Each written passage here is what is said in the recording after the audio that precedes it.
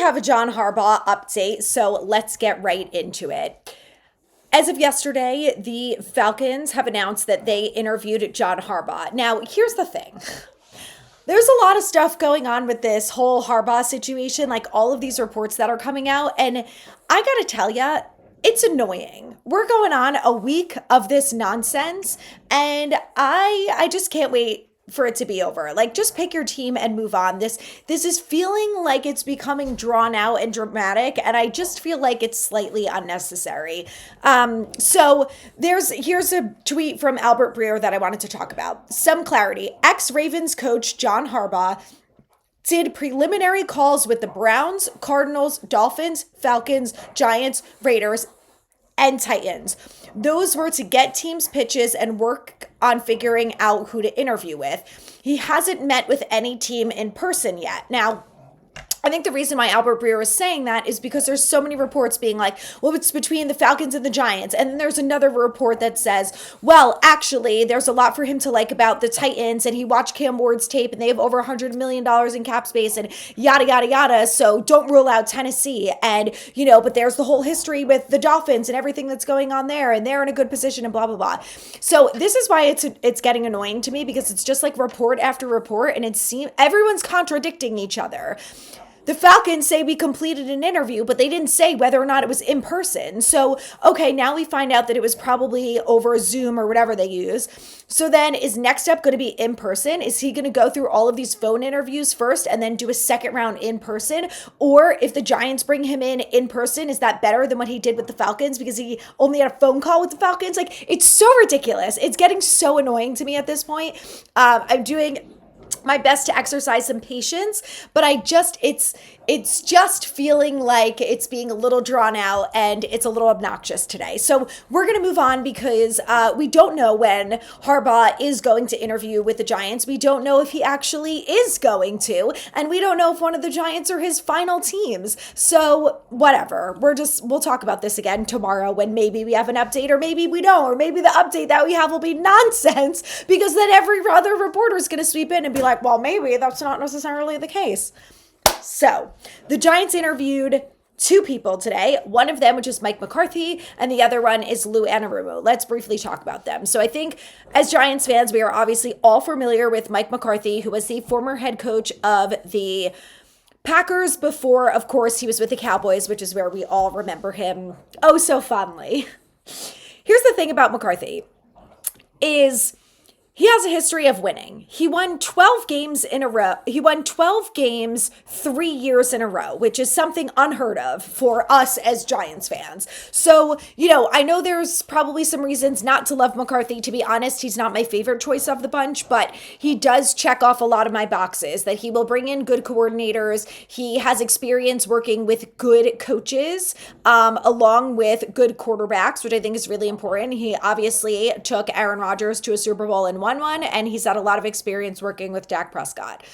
And the other thing is I think he's going to establish a good culture of winning. Now, I don't care about the culture. The culture to me equals winning. And we're going to talk about this in a second because I think it's really important to hear from what players said about the new coaching search. And we touched a little bit about this, but there was a new article from Dan Duggan, who, if you guys don't know, you need to know who Dan Duggan is. Obviously, he's a beat writer for The Athletic. He covers the Giants, and he's just really good at his job. He writes really great articles, and he wrote one about some players, and what they had to say about the new head coach, and what they're looking for. So we'll get into that in 1 second, but I want to talk about this first so the Giants interviewed McCarthy. He seems to be hit or miss among Giants fans. Let me know what you think about him in the comments. But the thing that I like about McCarthy, I've already talked about this. I kind of gave you my reasons, but he has a history of winning. And to me, that is something that the Giants so clearly have struggled with in the last few years that I think he could make a big difference there.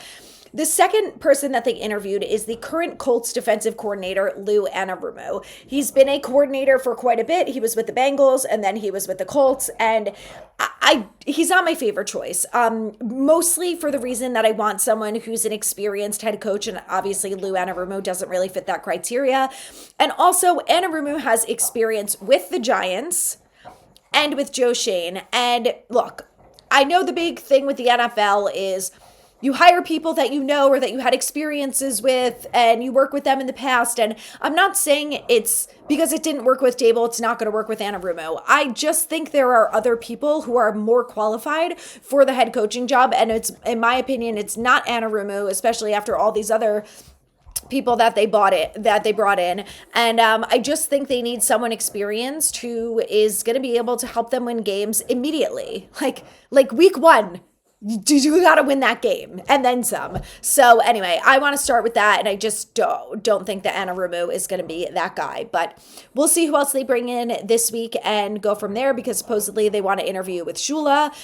Kingsbury was on their list, Kubiak. So we'll keep you updated as it goes. But I want to talk about this. Dan Duggan's article was fantastic. If you go to his Twitter, click the link, or if you're signed up for the Athletic newsletters, you should get it. Gunnar Olszewski, the Giants wide receiver who had 100 receiving yards for the first time ever in Week 18 against the Cowboys with Jackson Dart, spoke to Dan Duggan at length, and he was asked about his experiences with other teams and what he's looking for in a new head coach. Gunnar has played with the Steelers under Mike Tomlin, and he has played with the Patriots underneath Bill Belichick. And I want to read you this quote because I think it says so much about what other organizations do, and part of where the huge problem is with the Giants, especially in the last couple of years under someone like Brian Daboll. Quote, "It was hard as hell and it sucked every day. That made Sunday not suck. I think everybody who played for Belichick would tell you the same thing. Wednesday, Thursday, Friday sucked. You get to Sunday and it was easy." This is one of my biggest gripes that I have said about Daboll, because in his post games all the time, it's, well, we had a good week of practice, and then they go out there and get their asses whooped on Sunday. So where's the disconnect? What is going wrong in practice? And then you hear from people who cover the Giants and the Jets, and you find out that at the Jets practice, they're actually tackling, which you're allowed to do, by the way. According to the NFLPA, you just have to be smart about it and space it out or whatever. But you're allowed to tackle. And then you've got teams like the Giants who aren't doing anything remotely close to tackling. And then by week 16, we're still wondering why these guys cannot tackle for the life of them. I don't know. Maybe it's because they haven't practiced it since they were in college, because in the NFL, no one does it.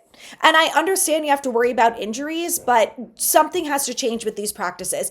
And the thing about the coaching is I don't want them to try to be someone they're not. And I think that was the biggest problem with Joe Judge, is he was trying to be this hard-nosed, tough guy who was making people run laps and whatever. Like, I think he was trying too hard to be Belichick, and I think Brian Daboll went the full-scale opposite. I'm going to be the laid-back players guy. You know, you can do whatever you want, and we'll somehow figure out how to win. That obviously didn't work either. So I think that someone like Stefanski or McCarthy or Harbaugh, who has experience winning in the NFL and getting these teams to figure it out during the week so it works on Sundays, is going to bring that type of atmosphere. And again, they're probably not going to be Bill Belichick. They're not going to be Mike Tomlin, but they're going to have their own system and their own plan and progress. And I expect that we're going to see that week in and week out. There were a couple other good quotes from Gunnar that I wanted to share.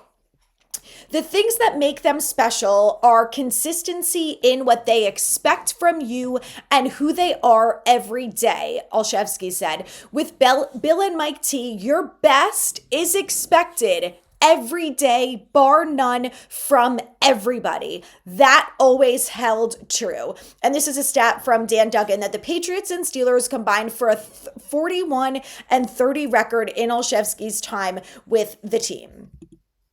So this is what I mean. Like, when you're there week in and week out and you know the practices are tough, but you win on Sundays, you get over the tough practices during the week because you win. And that's all you care about, right? These guys are competitive. That's what they want. So this is another great one from Gunnar too. Quote, "You tell me, what do you think this team needs? Because losing sucks ass. If it means that it's going to be hard, but winning on Sunday is the best feeling in the world. Guys here have been a part of a lot of losing seasons. They'd do a lot to win some games." End quote. That's it. That's the quote. Now, he's not the only one, because linebacker Neville Hewitt also spoke to Dan Duggan and also had some great quotes from him. Quote, "You've got to hold people accountable in the team meeting. You can't be afraid that so-and-so is making 20 million or 30 million. If they're not doing their job, you have to call them out." Quote. This is a very important quote because it's something that Joe Schoen has reiterated, and it's something that Brian Daboll reiterated during his time with the Giants, that we don't care how much money these players make, and we don't care if they were a UDFA or if they're on a 10-year contract. We play the best players on this team. Whoever has the best week of practice, they get to play the game on Sunday. Really, Joe Schoen? Then why are you telling the coaching staff that they have to play Tay Banks, who repeatedly has been bad during practice and on the field on Sunday? But go ahead. Keep telling us that, huh? Bullshit. This stuff is so annoying to me.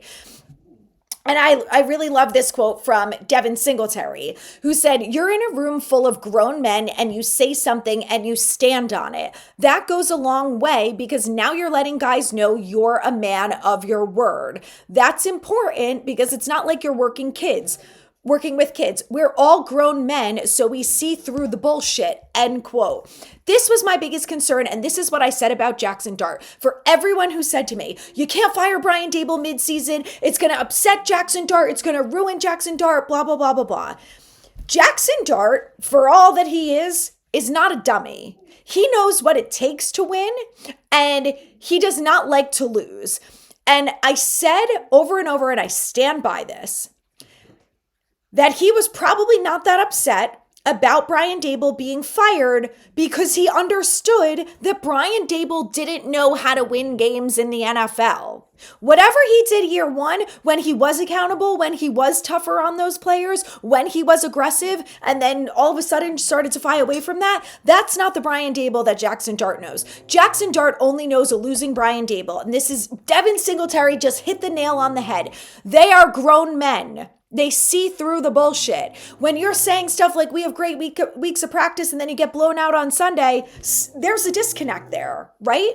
So I think that Jackson Dart ultimately is going to be fine with a good coach, but I think this article is a really, really good reminder. We've already heard it in postseason press conferences from Jermaine Illuminor, from Kayvon Thibodeau, and from some other players in the building. Brian Burns, they want accountability, Darius Slayton. They want a coach who has a standard, who's tough on them, who has high standards for everyone in the building, that this is what we're going to do to win, and if you don't do it, you're not playing, or we're not winning, like blah, blah, blah. That is the stuff that needs to come from the coaching staff and that needs to come from the head coach.